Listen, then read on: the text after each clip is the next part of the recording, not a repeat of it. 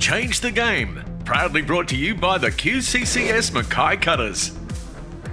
Hi everyone, welcome to QCCS Mackay Cutters Change Game podcast.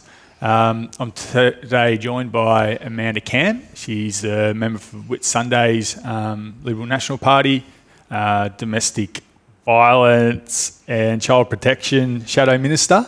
Thank you for joining us today, Amanda. Thanks, Mitch. Great to be here. I'd like to acknowledge the traditional owners of the land we're meeting on today, the Yuwi people of the Kulin Nation, and pay my respects to the elders past, present and emerging. Amanda, this is an area for you that's you're working in, but it's also a passion and an area of we want to see change in this area as well, and it's definitely something I think we all need to acknowledge. For having respectful relationships across the board, not only in the working environment, at home, just in the community. For you, what is a respectful relationship? Well, you're right about it being really important, and I'm a mum as well to 3 young adults, so boys and girls. So it is important that I think everyone takes responsibility for what a respectful relationship is, and what I think the fundamental is just respecting each other as human beings, as people that have real experiences, that we have real feelings, and ultimately I think people just want to be responded to in a way that they're respected, and it's a bit of that that old saying, if you've got nothing good to say, then don't say it. Or, whether it's in your local neighbourhood and your neighbour next door, or whether it's the person you work next to, I think it's just being mindful about how you communicate, and whether that's verbally or just your body language or your energy. Respectful relationships for me is really just about understanding that everyone is a human being, and we are all deserving, no matter the colour of our skin, our job, our socio-economic background, our sexual preference, that you deserve the same level of respect. So that's what I think. It's really simple, okay. But somehow it's become really complex, and it's the way we teach it now. It's gone are the days where when I was growing up, it was just part of, I think, the values that were instilled in families, and it's really changed. People are busy, and the introduction of social media and other things, I think, has, and even just the differences between men and women and all of that's really analysed, that it's just changed and made things really complex, when in fact, if you break it down, it's really simple. Just treat each other with kindness. Yeah, and language is really important, I think, at the for any relationship, how we use language, the language we do use. And I think even within football and our programs and junior league especially, you sort of see that where we're making sure that our coaches are using the right language to our children, our kids who are playing and going through their childhood and inside a club. Is that something you've noticed a change since your upbringing to now? Yeah, I do, and I think it's important, language and communication, and I think that's it's about age appropriateness, and it's also, when I was growing up and playing sport, and my sport was touch football. We had hard, motivating coaches, and you need that. That's really important, that you've got a discipline and that you set an expectation, and there's leadership and all of those qualities. And, sometimes you'd cop a bit of constructive feedback very strongly, and that's okay. But I think it is about how we recognise, and we're just sensitive and understand that it's a changing environment. And I think what's changed now is that, people are dealing with, whether it's kids, all these added pressures of life. And so what may have seemed to be quite an acceptable comment or encouragement or even discouragement, for want of a better word, that it can be interpreted differently, because you don't know what's going on in someone's life, and you don't know what their lived experience is. And so what we do know, and what I come to understand in my work, is that there is an increase now in physical violence. There's an increase in verbal abuse. There's an increase just in general in the family environment more broadly. And it doesn't discriminate. It doesn't discriminate whether you are professional workers or whether you come from a mining background or whether you're on a farming or agricultural background or you've been raised, in a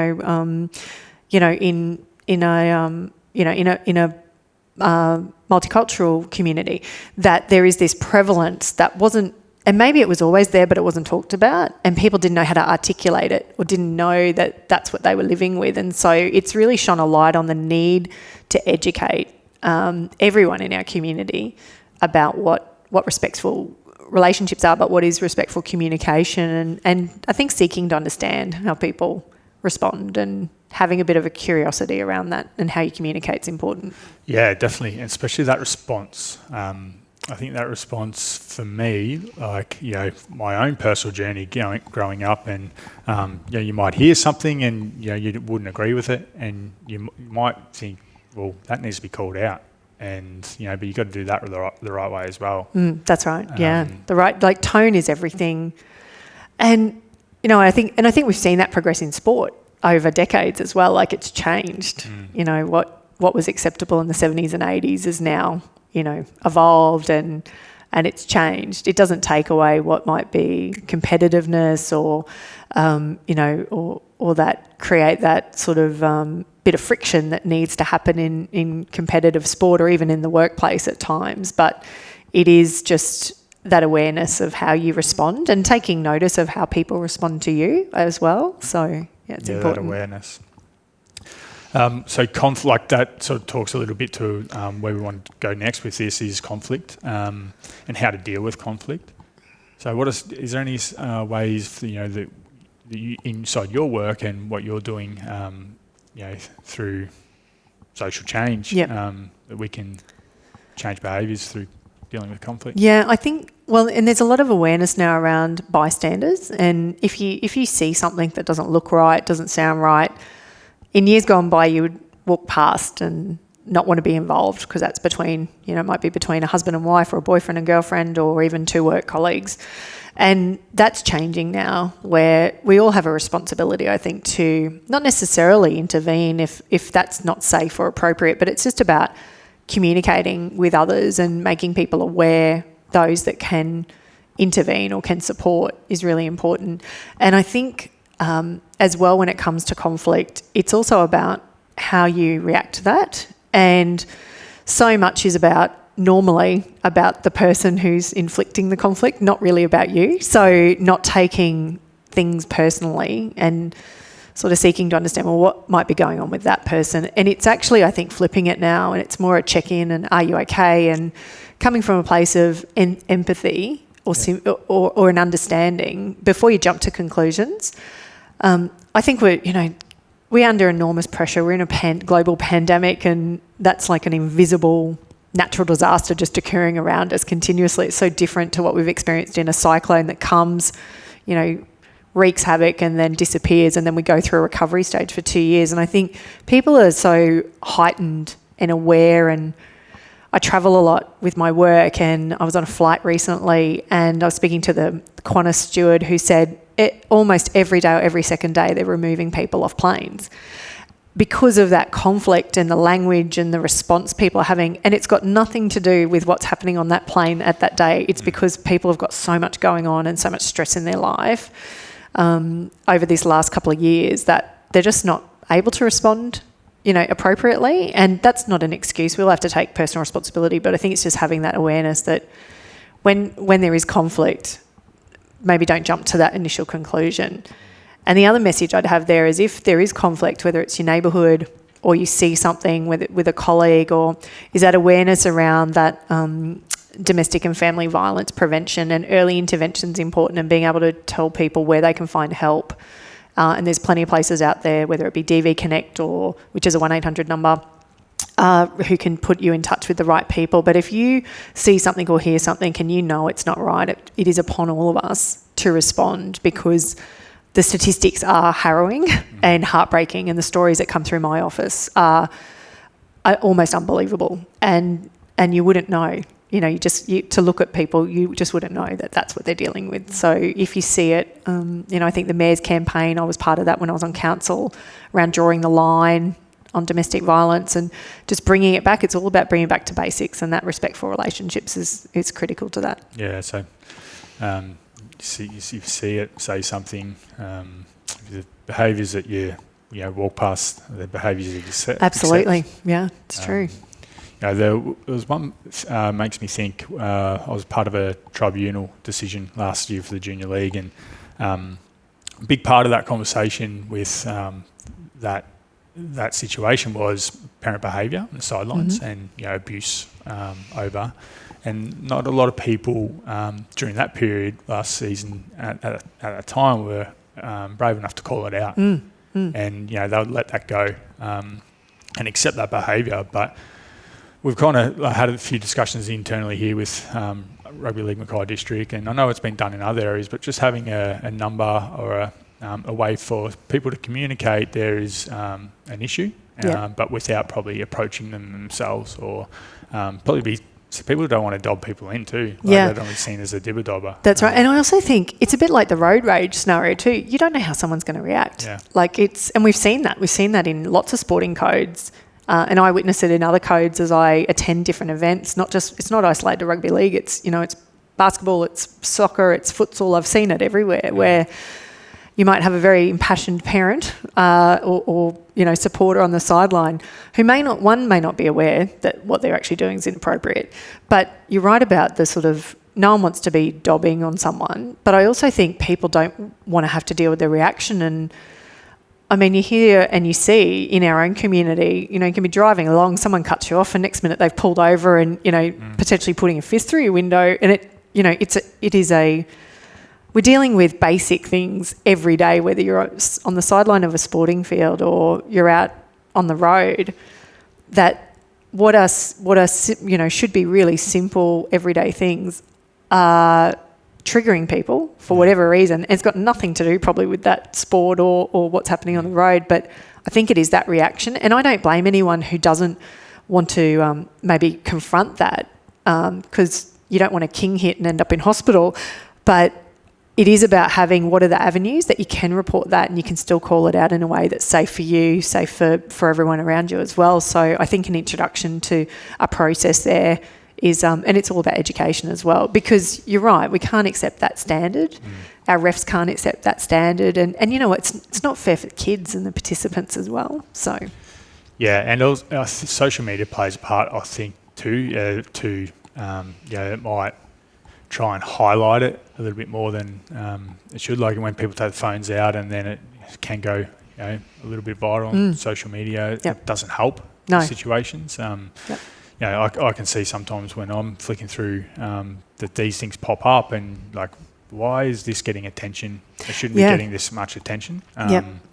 And it's just the world we're living in. It is. And if you look at social media, tragically, more of the negative stuff is getting more reach, more attention than any positive reinforcement is. And, that's a shift we all have to take responsibility in, and what we look at, absorb, and what our kids are looking at, and, and young adults, because it plays right into all of that other stuff we're talking about, respectful relationships, what people are exposed to and what they're seeing and absorbing. It's rewiring their brains, and there's science behind that. So it is about ensuring that we, as positive role modelling and that we've got positive avenues for people, to express themselves. Unhealthy behaviour leading into unhealthy relationships. So my question in that too is how to identify that unhealthy behaviour. Maybe it is in yourself. You need to sit back and reflect on some of your behaviour. Maybe it's inside the family life or in the work environment or out in the community. And then where do you go to talk to someone to change that behaviour? Yeah, it's, a lot of people don't even know it's either happening to them or they are someone who it's occurring, they're leading unhealthy behaviour. So a big area is coercive control is something that the state government at the moment, we have a big paper out there at the moment, and people remember Hannah Clark. Sadly, her life was taken with her children when her ex-partner, lit their car on fire. So that's the most horrific version of that.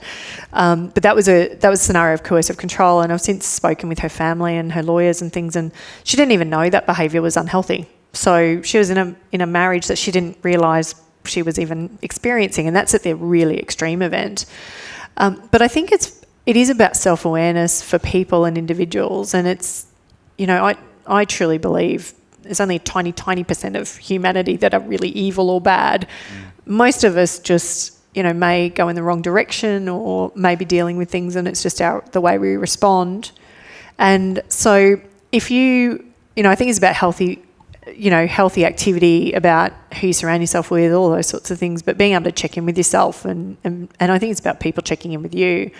And if you do notice that something's not right, I mean, whether you've got a workplace that has an EAP to be able to get that support and check in, or whether it is about contacting a local service provider, Lifeline's a great start, just to have a chat with someone, or your GP. And if you're starting to notice that things are getting on top and your behaviour's changing, it is just about having that awareness. And I think we're so busy in life, it's really tough sometimes to notice that. And sometimes you've got to listen to the people around you that care about you most to understand, maybe things aren't right. And mental health is a huge, contributor to that as well. And I'm actually sitting on a parliamentary inquiry. We're doing a big inquiry into that. By May, we have to hand down a report about mental health across Queensland. And it's all interlinked. This respect for relationships, the prevalence of domestic violence, children in care, right through to, and they're the extreme events, but right through to workplace bullying and even our young people, teenagers that just feel they're not coping with everyday life, the impacts of social media, etc. It's all interlinked. So I think it's basics. It's basics about surrounding yourself with good people, positive people, healthy lifestyle, get out in nature. Just the basics. Take time out for yourself. It's really important. Yeah, and underlying, I think, into that is developing good habits to make sure those behaviours are healthy. Yeah, absolutely. And not unhealthy. Because if they become a habit, then that's when the issues really start happening. Yep, for sure. Improving our resources and access to support, you just touched on it. What are some things that will help improve that you guys are working on? Yeah, I think you can never have enough money, and we have a shortfall in funding for these sorts of... They're seen as soft services, really. Unlike when you break your arm, you go to the hospital, you get it fixed. If you've got a mental health issue, or you're under enormous pressure and you need counselling, sadly, the resources aren't as prevalent and as accessible. And like for young people, we've got Headspace, but the wait lists for those sorts of services are quite significant. So it is that sort of basic training that you need, I think, just as a community, and that education and awareness to be checking in on people. And then if it is more complex and acute, when it comes to either mental health or prevalence of violence or whatever it might be, there are services there. But we need a lot more. And I think, what's great about our local community, and whether it be the Cutters or whether it be our hospital foundation or, Mackay Foundation, or we've got all of these organisations out there doing great work. And Selectability is another one doing stuff in mental health prevention and suicide prevention. So we've got all of these community services, and I think it's just about knowing where to go to get that support and knowing what might fit for you.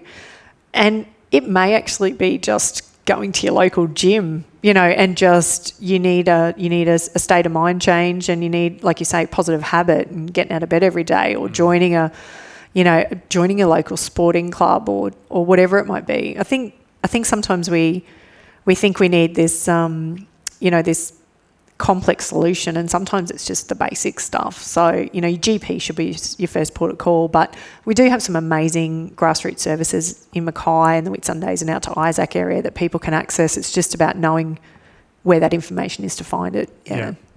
I just updated my health insurance, and part of that I noticed for the first time that there was a wellbeing support section. Yeah, we must be on the same page, because I've just done the same, and I'm like, wow, I get $150 back from a wellbeing, whatever. Like, there's all these choices, which and that was really interesting, because I'm really passionate about this area of wellbeing, and I've just finished a wellbeing athlete wellbeing management Cert 4, and we discussed that in that course, that that's some of the changes that need to start happening, and have providers really support the wellbeing industry and provide access and the needed resources for people, and not always having salutogenic,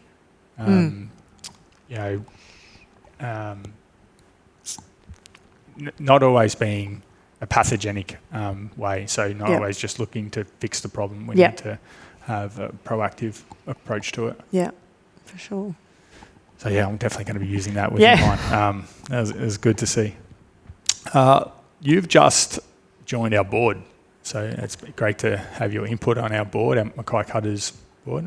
What was the sort of decisions for you to join our board, and what are your thoughts so far in being involved? And I'd like to get to know your journey a little bit more too, if you can. Yeah, well, I was approached a couple of years ago to join the board, and I kept saying no, because I was on council and sort of felt there was a bit of a conflict because, council owned the stadium, and so there was all that, and I thought I could best support the code and the Cutters in my role as deputy mayor, which was great. But when the opportunity came late last year, so I've only attended a couple of meetings, but I'm getting my head around it all.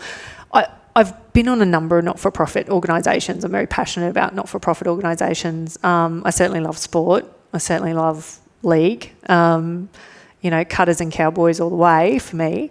And I also love seeing, diversity in sport and the power of that. And that's not just women, that's, multicultural background. I think giving kids an opportunity who don't have, all the resources at hand that some kids have, that opportunity to participate is really important as well. And, we're a rugby league town. I think we as a region punch above our weight. I think we've got a lot of opportunity with our grounds and what can happen here. And my passion in the not-for-profit sector is around, and my experience has been really focused on good governance and ensuring that the foundations are strong. And with that, if you get the right culture and the right governance, then, you can go anywhere with it. And so, my past experience was on the Resource Industry Network, and I was heavily involved in the new Centre of Excellence there. And we went through a tough time as a board when the mining downturn happened, and how would we, recreate ourselves. And similarly, I did the same on Mackay Tourism many years ago, and more recently on the Women's Domestic Violence Service before I was elected into state politics. I was heavily involved in that, and we were able to, create a culture there where it was a no wrong door approach for women and children and even men that needed that support across our community, and change, sort of bring in leadership and good governance, and now it's one of the more successful services across the state. So I'm really keen to bring that, and we're doing some of that with our policy reviews and different things with the Cutters. So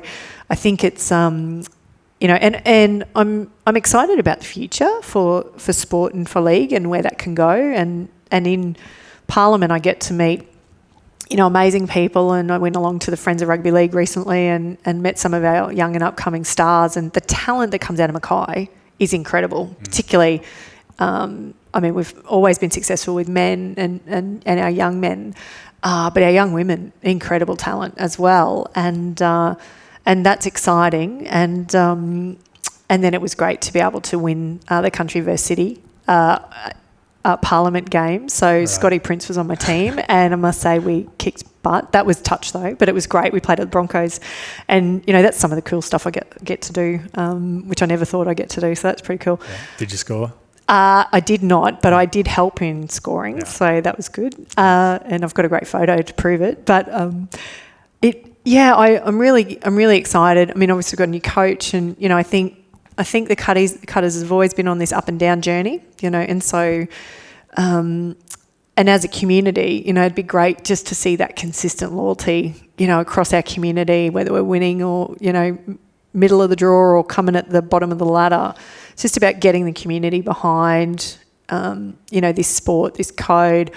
But I think it's also about ensuring that we're accessible. We're accessible to people, and that they know if they come here, they're going to have a great experience, and that the team is going to have a great experience too. Ultimately, that's who we're here to serve as the board, and give them all the tools and support you in what needs to happen, for them to be successful. So, and success may mean different things at different times of the season, but, we've got to just take each week as it comes. That's right. Yeah, we're on a journey to our end goal, and goal is to get back to winning a premiership. That's right. There's no doubt about it. What's your thoughts on the upcoming season? So we just you touched on it then, but you got any predictions? No, I'm not going to go that far. No. Not in this first year, but I'm excited. I'm excited for the season. I think also, we've got the NRL warm-up match coming here, which is pretty exciting. I think the town will go off with that. Yeah.